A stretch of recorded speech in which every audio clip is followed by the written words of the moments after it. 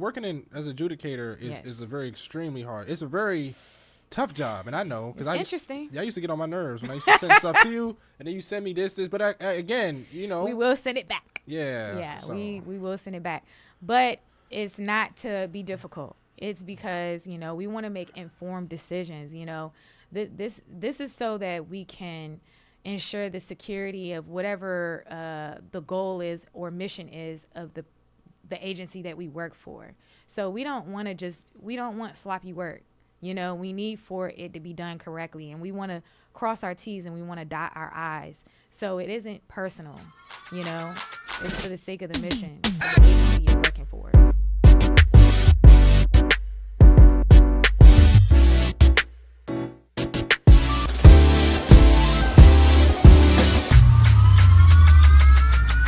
Welcome everybody to another edition of the Tech Woke Podcast. I am your host, Chris.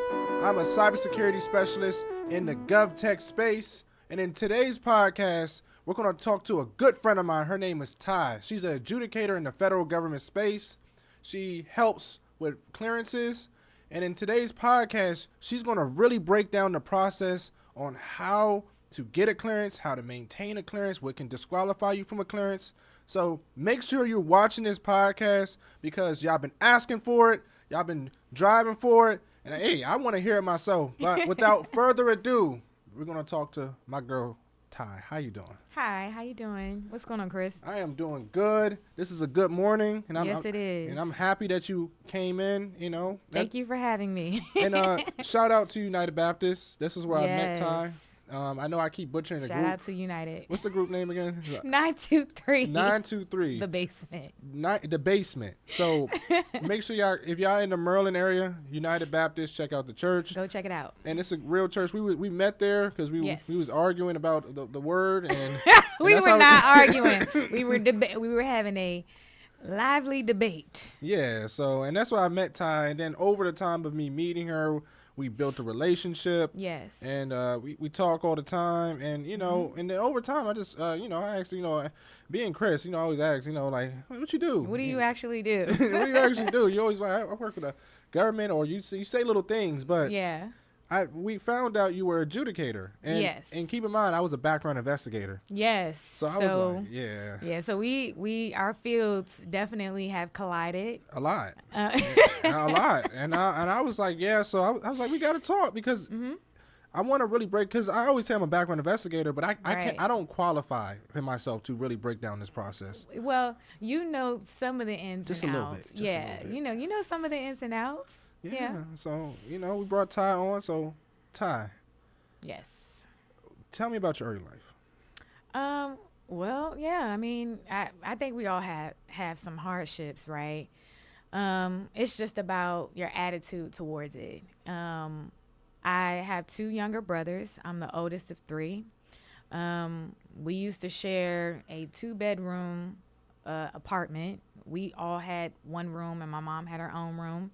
And if you grow up with not having much, you really don't know that when you have a good community around you. So we had Miss Peaches in the window watching over all the kids and yelling at all the kids and things of that nature, because that's what we grew up in. We grew up in community.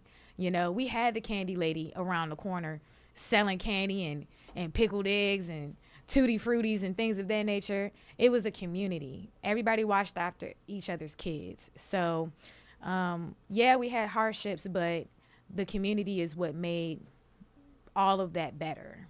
I love to hear that. And trust me, I know about the candy lady. That was the spot after school.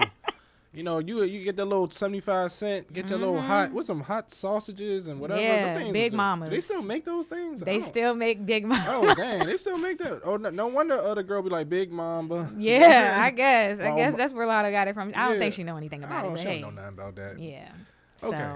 So after college, you graduated. Did you do a master's by any way, or you just kind of? No, I didn't want to continue with my master's because I knew that my passion wasn't in that. If I was going to do a master's program, it was going to be for MBA. I knew that eventually may have been something that was on the table for me, but my passions led me elsewhere. I was actually quite fortunate to have been able to graduate college with a job. So I would say my last year of college, when I was a senior, I had a friend at the time who introduced me to a job opportunity of where I work today. They had internships available, and I went out for an internship. And at this time, I had like 2 other jobs. I was working at Advanced Auto Parts, and I was also working at the school where I was trying to get my bachelor's as a locker attendant, working in the gymnasium. So I have pretty much always been a hustler. Like, I've always gone where the bag has taken me, because ultimately I was paying my way through school. So I love it. So you was taking care of your business. So you was working all these jobs, locker room, gymnasium. You was working. What else you work? Advanced Auto Parts. Advanced Auto Parts. You was doing all this, and you was introduced to this internship. So it kind of explained the gist of kind of what the internship was. Yes. So the internship was to work in the field that I work in currently, which is personnel security. And essentially, I had to go to headquarters and interview for that position. And I was very nervous, because I knew that one of my goals was to graduate with a job. So many times, we as college students, that is like the mecca, that is like the peak, being able to graduate with a career, or at least a start to a career, so that you won't feel so pressured about, all the loans you just acquired, all the debt you just acquired. And so I knew that I was like, okay, yes, I have these other jobs, but I don't want to work hard if I don't have to. So being able to have a paid internship really gave me a leg up.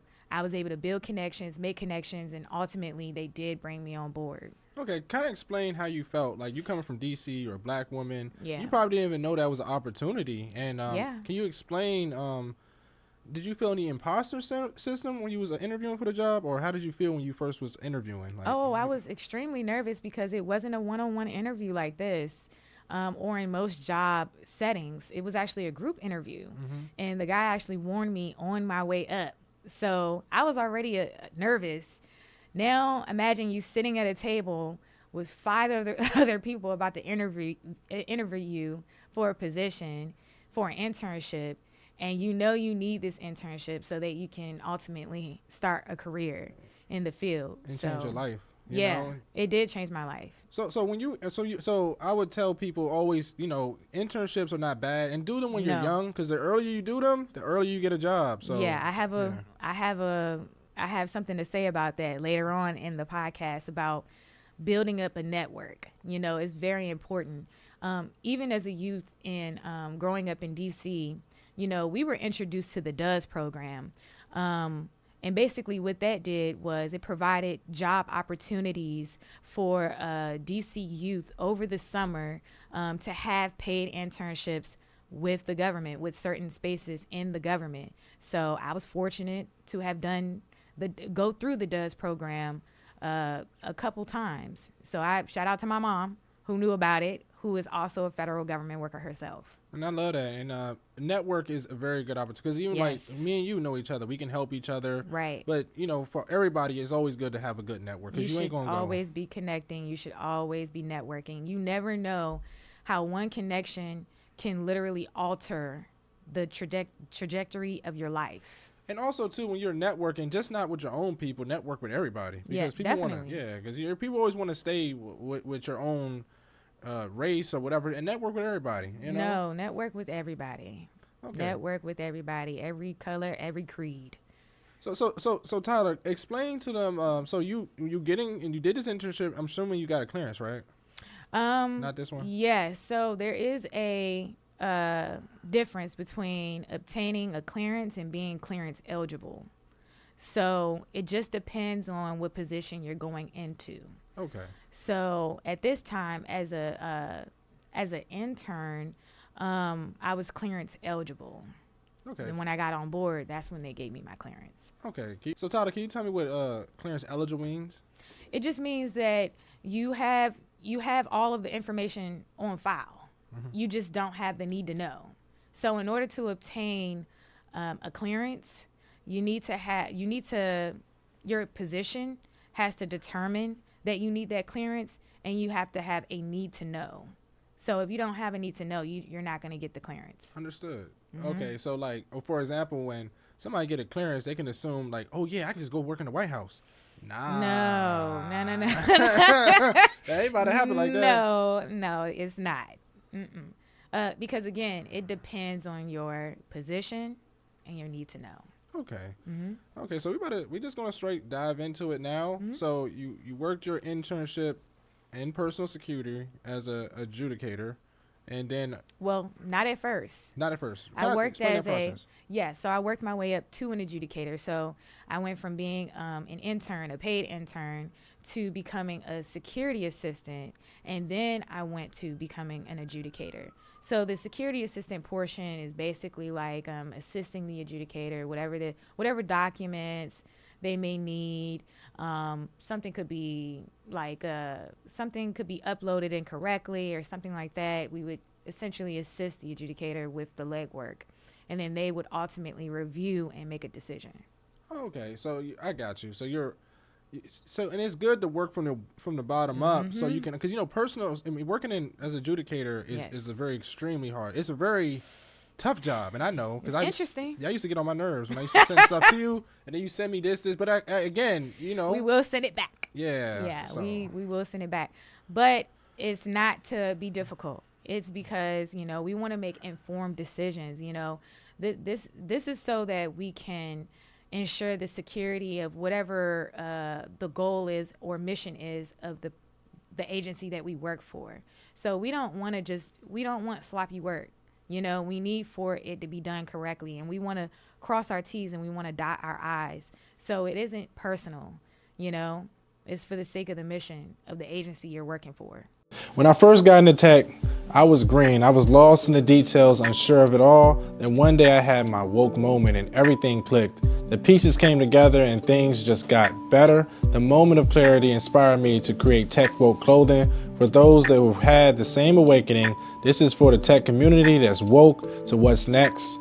Step into the future with cutting edge designs, smart fabrics, and fashion that evolves with you, bold and intelligent, sustainable, and get your merch. Join the Tech Woke movement. Wear the future. Shop now at shoptechwoke.com. Thank you. So Tyler, can you explain to me, so you worked in personal security, you worked your way up to an adjudicator. Can you explain what an adjudicator does? Yes. So essentially, we review background investigations and we determine if the individual is suitable to come on board or suitable to stay on board if they haven't violated any type of security actions or anything, or anything that would cause them to be in a predicament that there's the security of what they're trying to protect is at risk. So it's actually twofold. The clearance portion is a security issue. It's a security indicator. The suitability determines if you're eligible to even come on board. Okay, I understand. And this is for feds, this is for federal workers, and this is also for contractors as well. Okay, understood. So you're making sure they're okay, understood. Yes. And a clearance is so that they can be in that room to see that information, things like that. You're 9 times out of 10, you're already in the room, but the work you're doing it may be different. Okay. Yeah. So can you kind of explain like the different types of clearances? Sure. Okay. So there's confidential, then there is secret, then there's top secret, and then there's SCI, which is sensitive compartmented information. So you'll see top secret SCI, So that's one of the highest clearances that you can obtain. Okay, what about polys and stuff like that? Depending on your position, depending on your agency, because they all vary. I can't speak to every agency. Okay, I can only speak to the agency I work with, but in certain cases, yes, you will be required to do a drug test and a polygraph. Okay, I understand. Okay, can you kind of explain, Tyler? Like, you know, a clearance is a really hard thing. There's not too many people in America that has a clearance. Can you explain some of the benefits of having a clearance? Oh yes. So you know that we're in the DC metropolitan area. Most federal government workers in this space typically have clearances.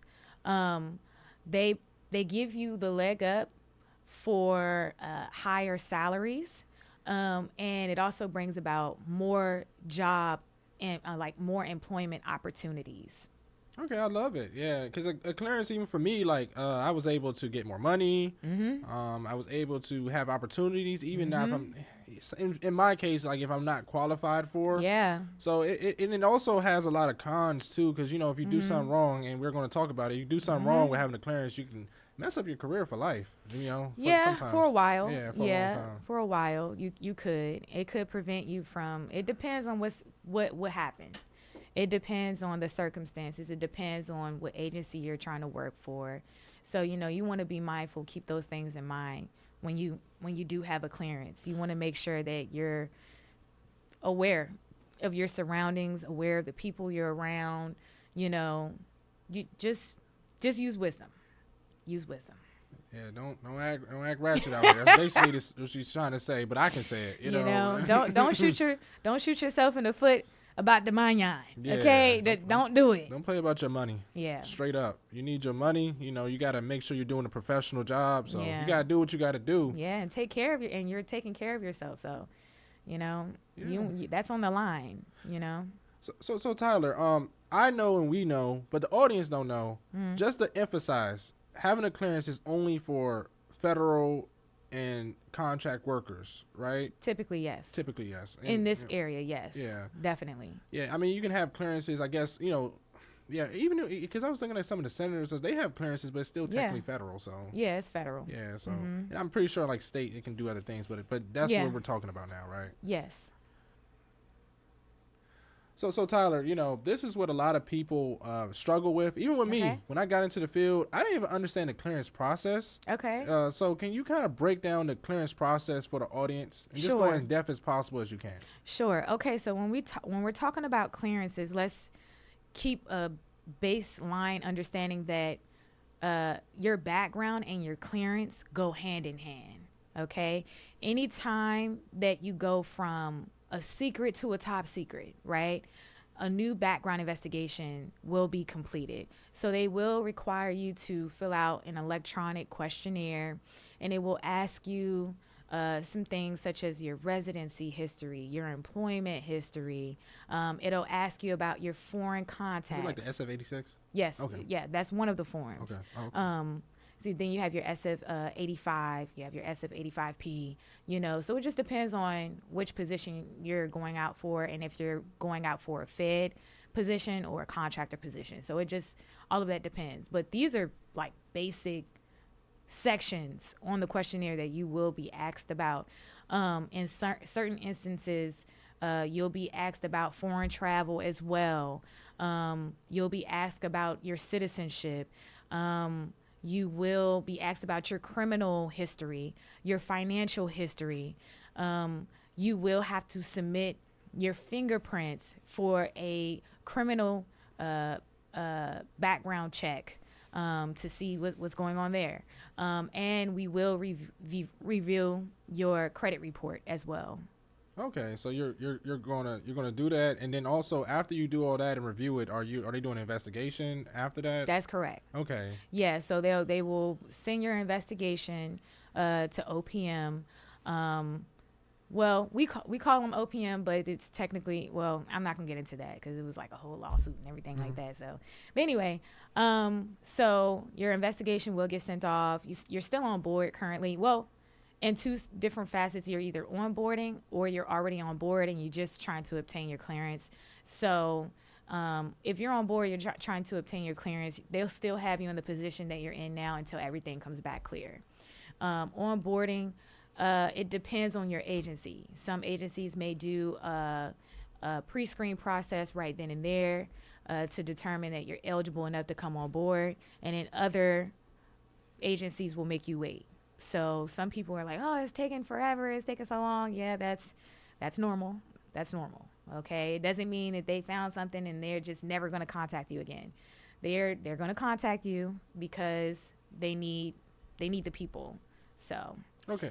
and in certain instances also you will be required to take a drug test and a polygraph as well, depending on the agency. Okay, so they do an investigation. They also sending out background investigators as myself to kind of verify certain things too. That's correct. Okay, so y'all doing that, and then after all that's complete, then they'll come to adjudicator, and the adjudicator is kind of person that's checking all the paperwork to make sure that person's eligible to work in the government. Yeah, we're reviewing all the information that has been sent in. We're acquiring all the other investigative docs to see, okay, is this person clear? Can this person be cleared? Essentially.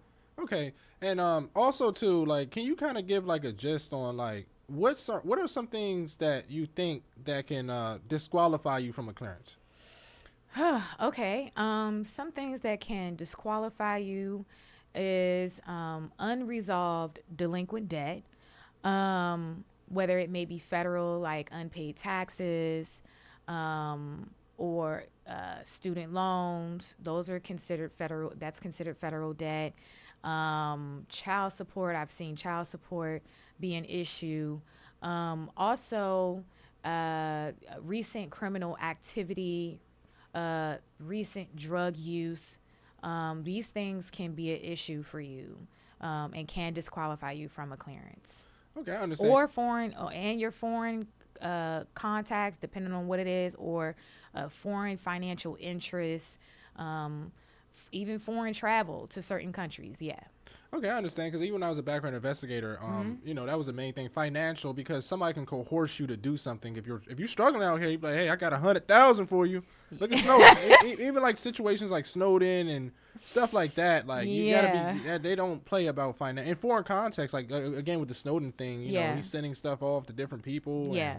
So and I agree with it because like you're working for the federal government, you're representing our country. That's correct. So you have to make sure you're good for that. Yes, in order to obtain a clearance, it's basically a determination by the federal government that essentially says this person is trustworthy and can handle and protect sensitive or classified information.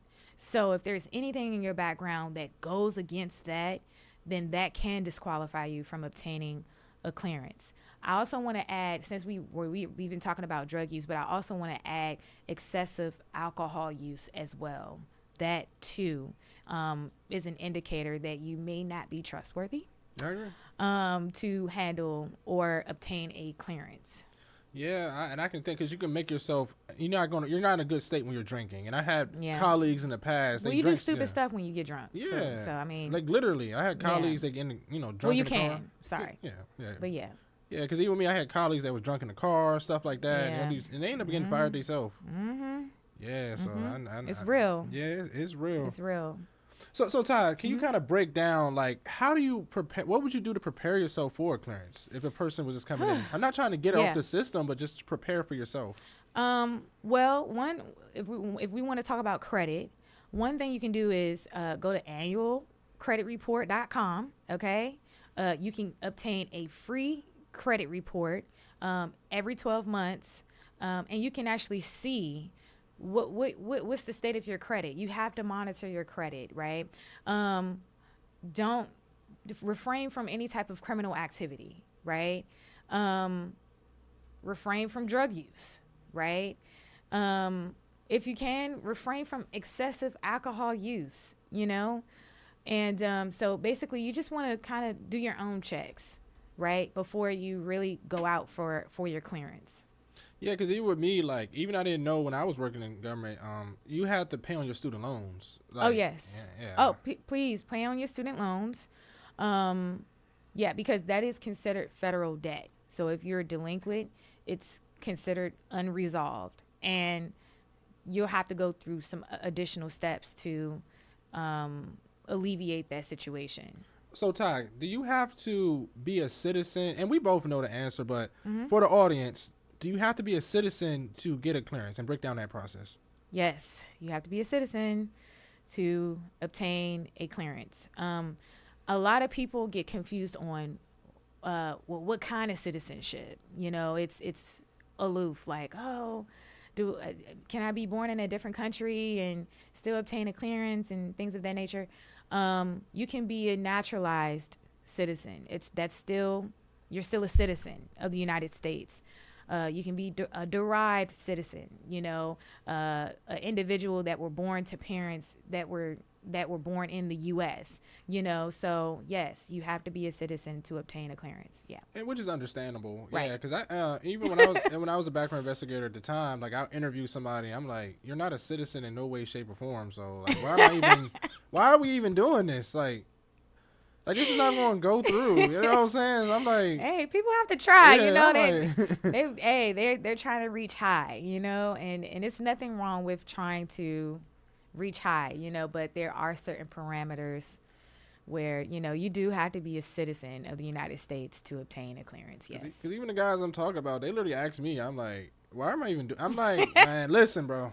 I don't know, but Yeah. I get paid to do a job, Right. and we're gonna get this job done. Right. Okay. So Ty, you know, I know we kind of touched on it, like financial issues. Yeah. Can you explain all the types of financial issues that can affect your credit? I know you touched on it before, but can you, in case I missed anything? Yeah. So this is another caveat that I wanted to add. When I said, okay, so you can have debt. Everyone has debt. Essentially, almost everybody has debt, right? If you don't have debt, that's a blessing, right? But if you have debt, it's really about what you're doing about your debt. If you're not doing anything about your debt, like what I consider, I say regular debt, like, and this excludes like taxes and student loans and, you know, liens and things of that nature. I'm specifically talking like credit card debt, medical bills, you know, things of that nature. It's simply more about what you're doing about your debt. Are you setting up payment arrangements? Are you trying to make payments when you can? You know, that kind of thing. That more so isn't so much the issue. It's when you don't disclose your debt on your questionnaire. That is an honesty issue. So that's a problem. Like, that's a problem first and foremost, because you're not being honest about your situation. How can you be trusted? You get what I'm saying? So just be open and honest on your questionnaire and answer the questions fully, you know? Another thing is that certain high-level positions that require a high security clearance, they may actually ask you to submit financial disclosure statements that essentially track your finances, because you cannot have that type of clearance and have debt like that. You know what I mean? So there are certain agencies that are very hard about that, because essentially what you said earlier about the whole Snowden and being coerced and blackmailed and things of that nature, that essentially is what they don't want to happen. Yeah, because I did so many trainings while working for various agencies. It's like, okay, the main thing I keep saying is financial. You know, like somebody, even women too. Like, you know, women can, because you want to get money for the woman and you're trying to do whatever, or your side piece or whatever. You know what I'm saying? That is crazy. That is crazy work. But we're gonna take that out. But, no, I think you should leave it in. Yeah, yeah, I got you.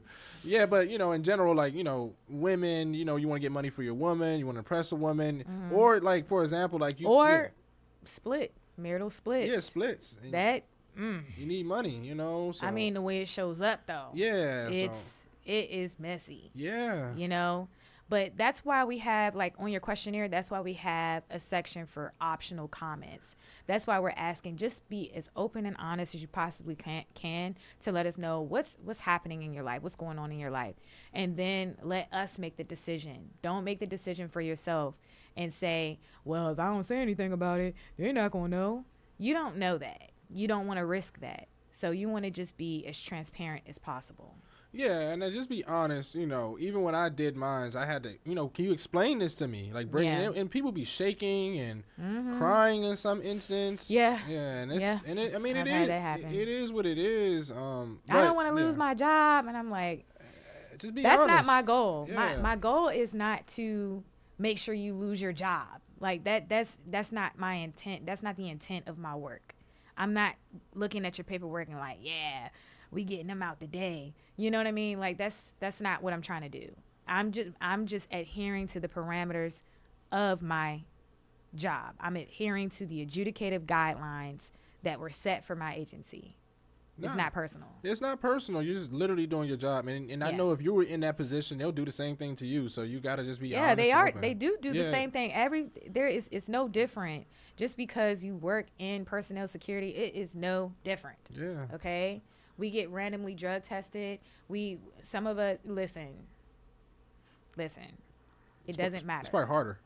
No, it's not harder. It's just equal level playing field. If you work for the federal government, these are the checks that you will incur. So Tyler, does doing drugs disqualify you from getting a clearance?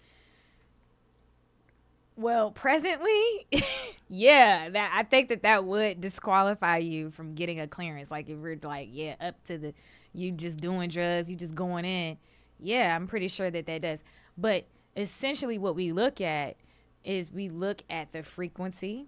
We look at the recency of usage for the drug, and I wouldn't suggest that you do drugs and try to get a clearance though. I wouldn't suggest that you do that.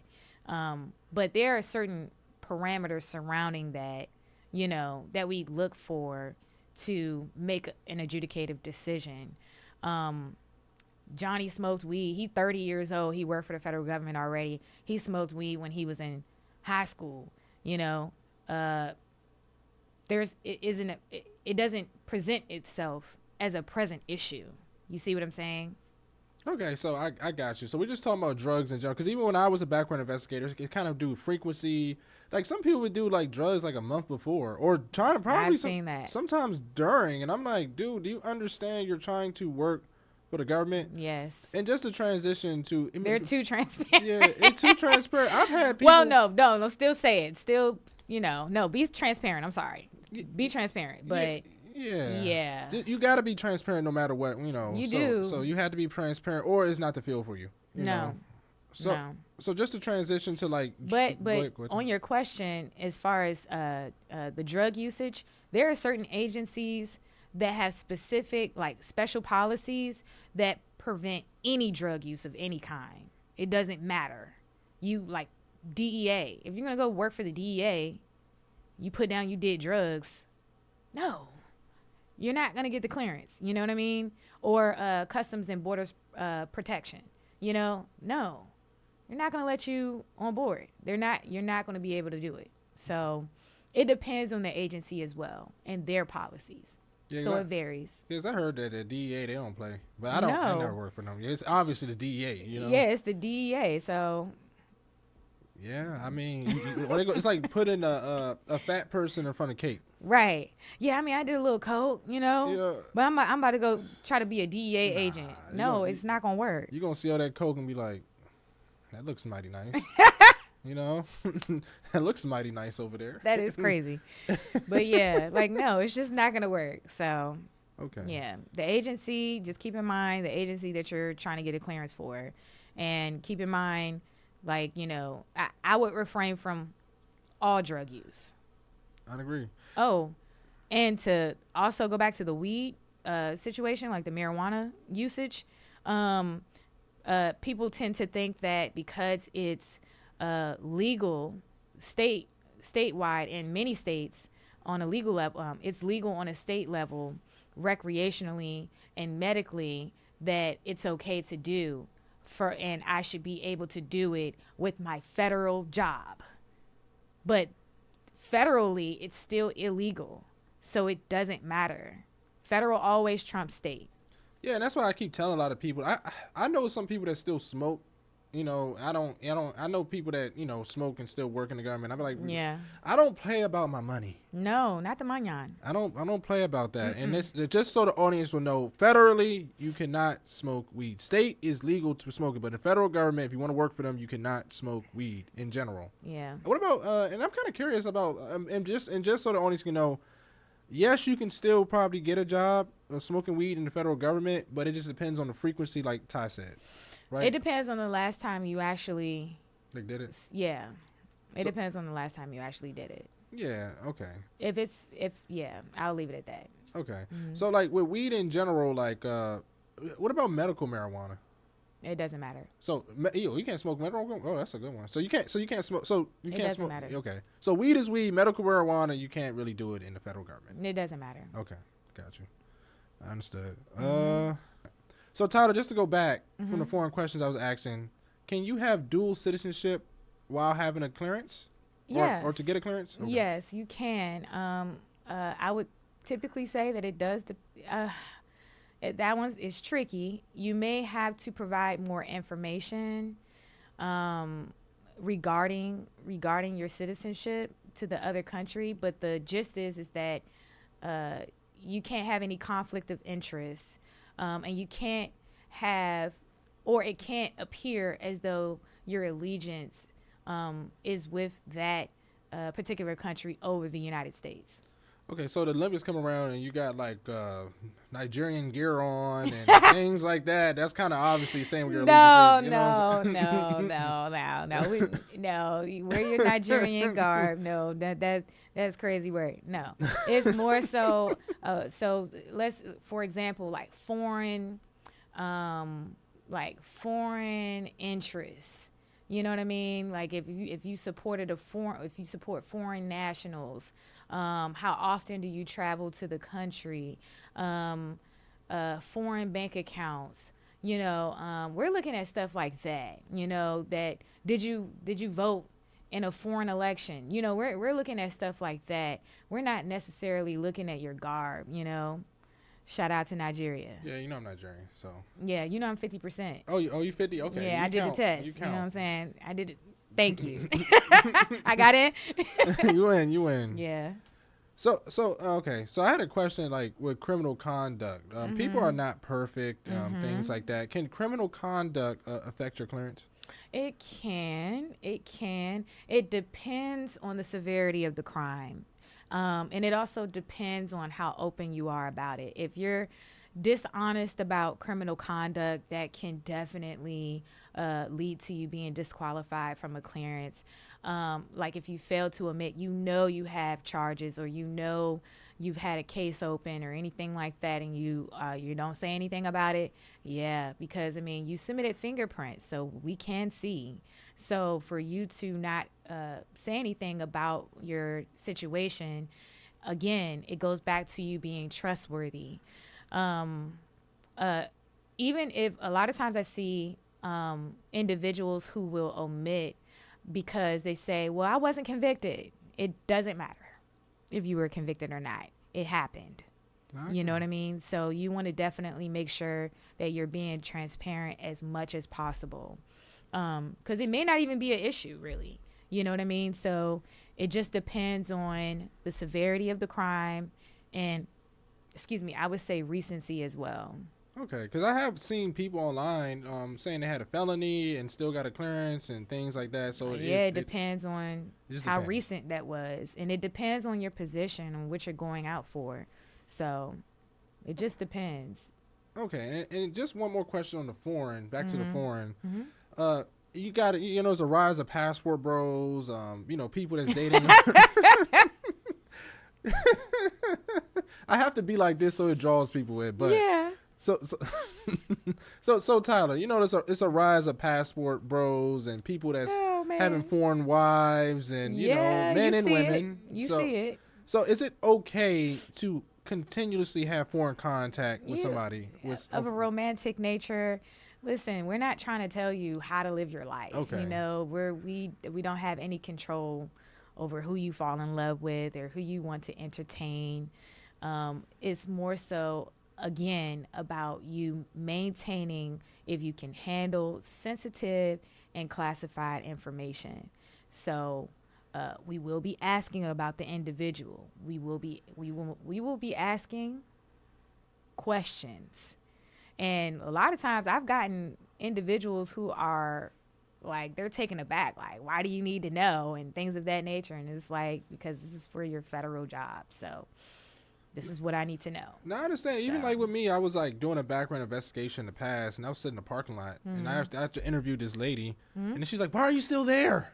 I'm like, bro, like, I'm just in the park. You're acting like I'm trying to surveillance you. Yes, or I'm trying to surveil you or stalk you or something like that. Ma'am, I want to leave just as bad as I just want to leave. You want me to. I pulled up on people like, hey, I'm investigating somebody, and then I'll be like, I'm looking for so-and-so, and they be like, no, I don't know who she is, but I ain't gonna knock on the door. Hey, what's your name? And I'm like, bro, I just talked to your dude right there, and you acting like I'm the FBI. Cause I'm saying, that's crazy. You gotta be like, oh yeah, but... So, Tyler, some people have issues, and we talked about all the issues, and sometimes they don't have guidance. Sometimes people hire, like, clearance lawyers to kind of go through the process. What's your thoughts on those? I don't think it's necessary up front. It's not necessary up front. Okay. That's a whole nother ball game. If you want to challenge a decision or something like that, like, then, okay, I guess if you want to. But I would... just more so importantly, like I said, make sure you monitor your credit. Make sure that you are aware when you're going out, whatever you're doing, not to get in trouble with the laws. You know what I mean?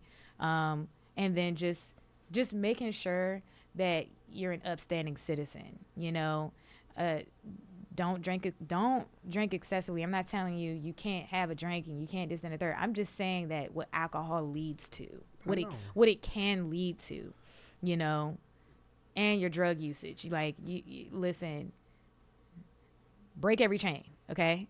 Like, do what you need to do. You know what I mean? This is the federal government, okay? So it's a top tier situation. So you want to make sure you present yourself as a top tier candidate. And again, to people that's watching, you're representing the United States, and you're representing yourself. So be a regular, outstanding citizen. So yes. So Tyler, okay, I got a clearance. You know, once people get through the clearance, you know, even after you get a clearance, you can have issues. How do you protect your clearance after you get it? Well, all of the reasons I just stated are ways for you to protect your clearance. Make sure that you're properly disclosing your foreign contacts. If you, like, say you go on a trip, you just want to make sure you're disclosing that, hey, I'm going on a trip, you know, I'm going to this country. If you're going there, you're going to go meet friends. Make sure you're disclosing who your friends are across seas. You know, you just want to make sure that you're being open and honest about certain parameters that you know is a policy. And if you're not sure if you should be disclosing or not, have that conversation with your supervisor. I got you. So self-reporting. So do a lot of self-reporting. Oh, yeah. You need to make sure you're self-reporting, for sure. Okay. So this is what, Tyler, this is another issue I see going on. I see people get a clearance and they get all big-headed and things like that. And they always go on social media. They put like top secret. Or they go on Facebook, say, I have a top secret clearance. I had friends I had to personally reach out to that don't do that. Yes. Can you tell people why you should not put you have a top secret on social media? Yes, it is heavily discouraged. It is heavily discouraged to put your clearance on social media. And it's because it can be seen as a breach of confidentiality. And again, your clearance says that you are trustworthy and you can handle sensitive and classified information. So if you telling the world, hey, this is what I got, this is what I have, you know, that could make you susceptible to blackmail and coercion, you know, and you could be breaking policy, you know, so you don't want to do that. The only places that you should be putting your security clearances on your resume and on your job application. Only on your resume and your job application is where your security clearance should be listed. I love that, Tyler. So, Tyler, can you tell me, do you have any last minute things you want to say about the clearance process or how to maintain a clearance or protect your clearance, things like that? Yeah, so what I'll say is that having a security clearance is a responsibility, right? That's first and foremost. Second of all, I would like to say that it does give you a leg up. It does present more job opportunities. And so it is better to have one, and it's even better to keep one. So, Tyler, what are your goals for the next 5 years? Okay, so I just got my 10 years of government service. 10 years? Yes, this past December. Congrats. Thank you. So I got my 5 years during the pandemic, but they didn't give me anything. They didn't say anything to me and everything. It was a lot going on. But so I don't plan on leaving the federal government. I enjoy my job. My job is very interesting. So I just plan to work my way up even more, acquire higher salaries, and to just keep my eye open for more employment opportunities. But I also have passions elsewhere outside the federal government. I'm also a licensed cosmetologist. I'm the creator of Outer Beauty Express. You can find us on Instagram at Outer Beauty Express. And so because I am licensed, I do plan to start a career in that field, in the beauty field as well. And I'm looking forward to that. And I don't want to just be limited behind a chair. I actually want to go into multiple different sectors. I want to travel. I want to work on set. I want to do hair shows. So there's so much coming up, and I'm very excited for the future. And I love that you're excited. Make sure you follow her. I'll put the link below so you can follow her beauty company. As you can see, she does her own work. So make sure you check her out. You know, hair, beauty, makeup. Mm-hmm. Check Ty out, and I'm gonna put the link below. And then lastly, Ty, is there anything you want to just leave the audience with? What I'll say is a common theme in my life is being determined. You know, being determined and being resilient. You know, everything that's going on with the federal government. First of all, every day is a blessing. You know what I mean? Even me having a job, having a career is a blessing. Amen. So taking it day by day, you know, not allowing anything to deter you or to get you off path or get you off track, you know, stay focused. I love that, Ty. I love that, Ty. They lead the audience with that because we're in unprecedented times. Even for me, I'm working in the government, and I'm like, I don't know what to do, you know? And I ain't going to lie, I'm stressed out. Don't be stressed out. Trust the Lord. Yeah. Don't be stressed out. You don't have anything to stress about. You have your health. You can see. You can hear. You got 2 legs. You're not hurting for nothing, you know? You ate today. Yeah.